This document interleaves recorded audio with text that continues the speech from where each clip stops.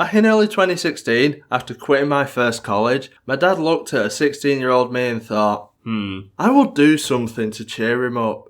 And on his list of things, he decided on this. On Sundays, he would take me to work with him, as he was the only one there and it at least got me outside of the house for once, and it made me so happy. So at this place, we had to make mortar and something called, screed.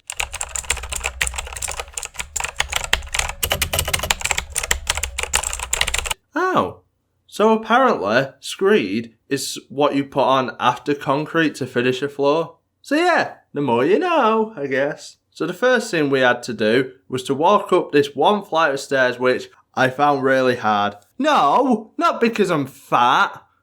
Yeah, right, I am. No, but because it was outside and see-through, so I always felt dizzy and terrified of falling. I know, after one step, I'm gonna fall. Ooh, 20 quid. You don't mind, do you, Dad? Cheers. So in order to make the mortar or screed, we had to use this really ancient looking computer system to select the sand we wanted and the amount of water to make the mortar or screed as the customer desired. It was actually quite interesting and fun, surprisingly. But after that, taking about a few minutes, we would have to empty it out into the trucks ready for the delivery the next day. My dad would park the trucks under the dispenser and we would release the mortar or screed, and then we would have to go again making each batch as we go along. Whenever we ran out of sand, we had to use this JCB to shovel sand from the deposits into the bins for dispensing.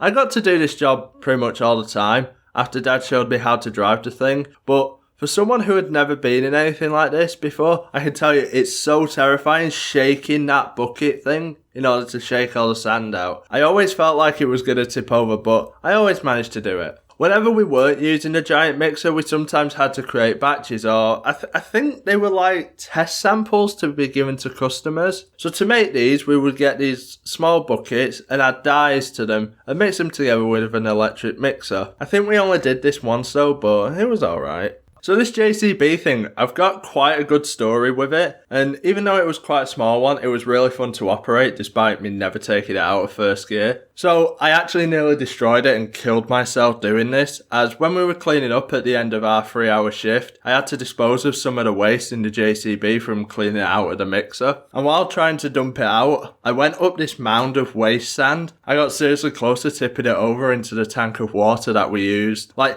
am certain that one of the wheels was off the ground at some point. And these tanks weren't small, they were several meters deep. So if that JCB fell in, I was too, and I would be dragged down by it and drown. Not the best way to go, but luckily I didn't, because I'm a good driver. I also drove my first car properly there. One day when we had finished and cleaned up, my dad showed me how to drive our Citroen Picasso, and I did alright getting it up to second gear and driving it around for a few minutes after our work day. So overall it was quite a fun experience for the few weeks that we did it, and I must say, next week's video will be something special. So I hope you will be there for next week's 28th of May video.